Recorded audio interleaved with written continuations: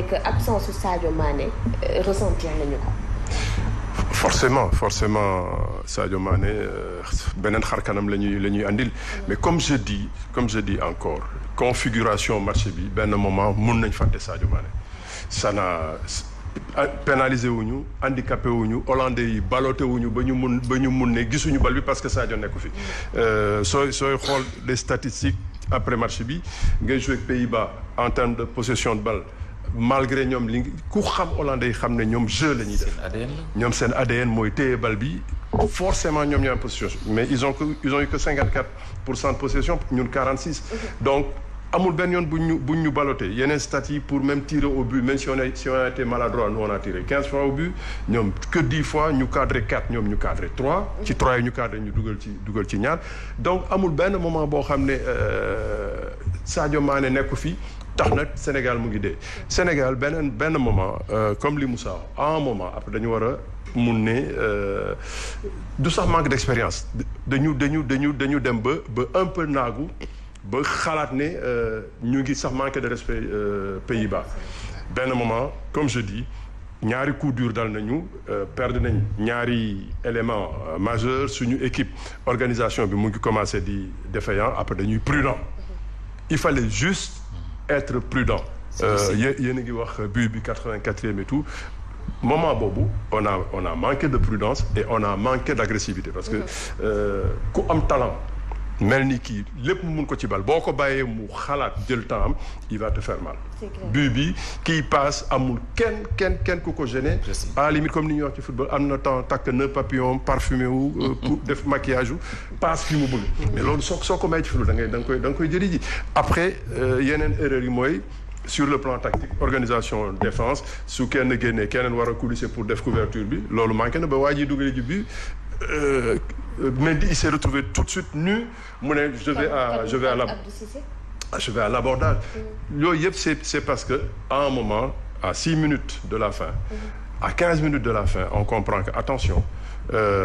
tey kii lañ doon craindre mais dara mun na xew on va rester discipliné on va rester prudent déglu ko ba lu ñu fa mun a am ñu am ko mais moment bi ñuy jël bi on est tellement désorganisé on est tellement mis à nu que rigueur bi nga war a xam ne moo mun a am ba nga gêner leen ba ñoom tamit ñëpp sonn doo leen bàyyi ñu xalaat celui qui fait la passe c'est le plus talentueux ñoom ñëpp xam nañ ko il joue à Barcelone saa yu ko mu ne gêné wuloo ko li muy def daf koy def loolu mooy erreur yi ñu def mooy un peu manquer d'humilité pensant que war nañ mën a dem bousculer Hollande dem gagner ji ko c'était ça qu'il fallait éviter donc loolu je pense que suñ ko rectifier suba on fera et justement est-ce que cela ne fait pas peur pour la suite naagu bi nga wax absence Sadio Mané ñi génn ndax blessure muy Abou Diallo ak Kouyaté en plus de Nampalys ak Gana yi nga xamante ne pratiquement gisuñu est-ce que cela ne fait pas peur. bon gisuñu peut-être que Gana gis na tamit nag Khadija xaw ma gisuñu non si Gana gis na mais comme je dis su fekkoon ne match bi sax génn nañ ci neneen gagné même laborieusement connaissant les Sénégalais après fii dañuy jubiler fanaan ci mbedd mi euphorie bi jàpp ñu ba la cay topp sax duñu xam nag man daal moi je suis d'accord pour ñu am benn coup d'arrêt bi pour ñu taxawaat nag xoolaat def suñuy analyse vidéo lépp xool suñuy manquement xam ne attention il faudra maintenant il faut être discipliné tactiquement il faut être très rigoureux bañ a bàyyi benn fay après nag xam nga résultat kenn du ko décréter mais su fekkee ne yow ci fànn yooyu yaa ngi am quelque légèreté ba bàyyi yenn yi dara du ci fekk maintenant yàlla def na peut-être ki ñuy taseel en deuxième match si on est correct si on est bien organisé si on est bien en place ala kulli àll mun nañ ko gagner après maintenant ça va se jouer contre l'Équateur mais ça le patron de la poule moo ñu gagné y a pas à rougir. alors Moussa bu ñu gisee sànq yaa ngi wax ci titulaire yi Bamba Dieng ak Crépin parfois ils peinent à être titulaires dans leur club ñu bari di poser wu question pourquoi peut-être Aliou Cissé misewul ci match bi ci Elimane Ndiaye yow lan nga ciy répondre. non mais Crépin il est titulaire dans son club. peut-être Bamba mais Crépin il joue chaque semaine quoi. donc xam nga l'entraîneur il a toujours raison si équipe am ba keroog gis fay. donc Aliou moo jege ay jouram moo suivre ay jouram donc bu defee choix aussi da nga si ànd ba gis ne lii warul parce que man d'accord ma ak Aliou fii lii laa gën a gis lii laa gis. waaw mais am na ci yoo xamante ne doxalin bu sénégalais yu ci bari d'accordul wax nga ko sànq yow mi que ne quand même mënoon nañu gagner match bi wala au moins ñu am match nul donc la responsabilité de l'entraîneur mi ngi ci biir. et des joueurs. et des joueurs bien sûr. En premier lieu l'entraîneur aussi mi nga xam ne mooy placé xool ñen ñooy dugg ak ñu dul dugg. waaw mais xam nga comme je l'ai dit et je le répète li ka dal tey entraîneur bu mu dal tamit di nga xaw a jaxasoo loolu moo dal Aliou tey c'est pas facile il faut nga am lecture dëgg parce que Crépin bi ñu koy génnee dañ ne c'est normal parce qu'il était fatigué. mais nga am ñaari joueurs yoo xam ne nii c'est des joueurs yi nga xam ne nii dañu bokk ci système. nga jékki-jékki kenn blessé am déchirure nga jékki-jékki kenn am problème cheville si bitoo ñu war a génn nga def changement te avant loolu tey jii on a perdu des joueurs yi nga xam ne dañu blessé le cas de Ballo-Touré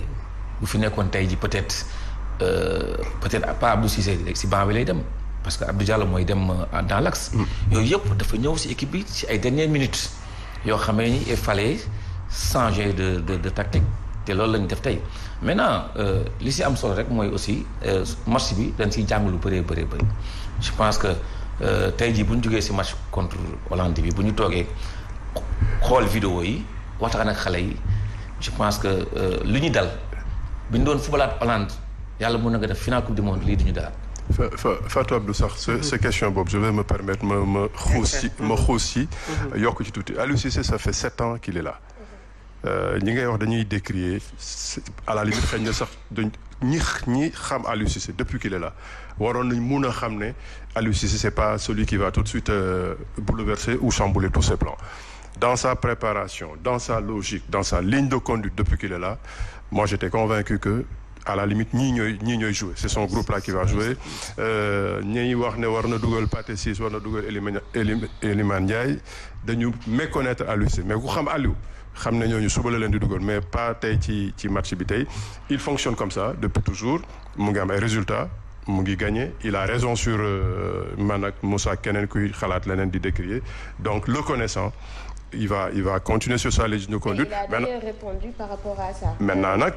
coup dur bu la dalee parce que fi mu nekk nii les événements le secouent parce que Aliou ku ko xam ne mosul naanee ndox comme ni ko maam yi di waxee. jouer sans Sadio Mané mosu ko xelmati jamais tey dans ce match-là où il pense que Abdou Diallo peut régler son problème parce que le piston droit des Pays-Bas moom mooy danger bi mu teg fa Abdou Diallo pour mu colmater brèche et il remplissait son rôle ba 62e minute bi muy gaañu loolu tamit naanewu ko woon ndox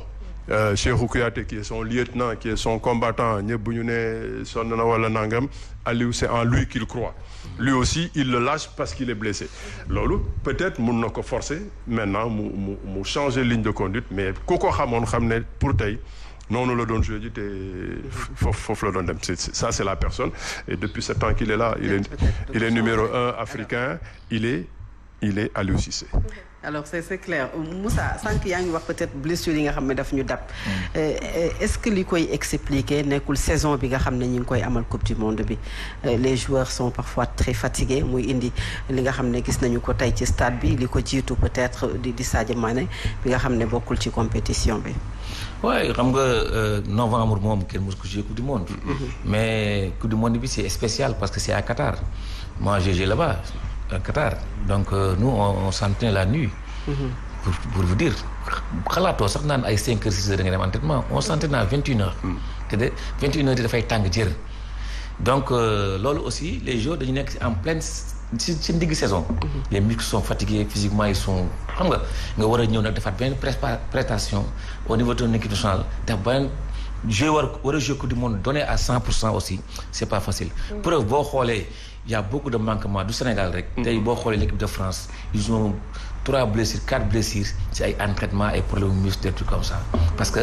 période bi ñu ko joué c'est pas un problème idéal bu nga xamee ni waroon nañu ko jouer coupe du monde parce que coupe du monde dañu ko joué fin saison ay juin juillet des trucs comme ça fekk joueurs yi jël vacances récupérer ba pare soo ko jouer coupe du monde mais moment bi peut-être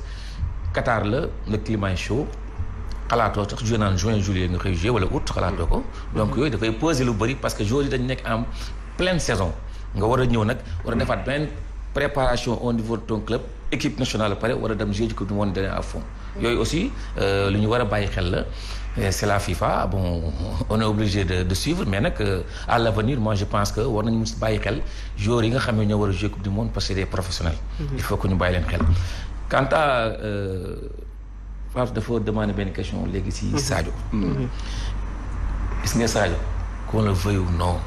c'est le grand manquant de cette équipe. Parce que nag moom fu ñu musaa sonn jaaxle c'est lui qui règle le problème.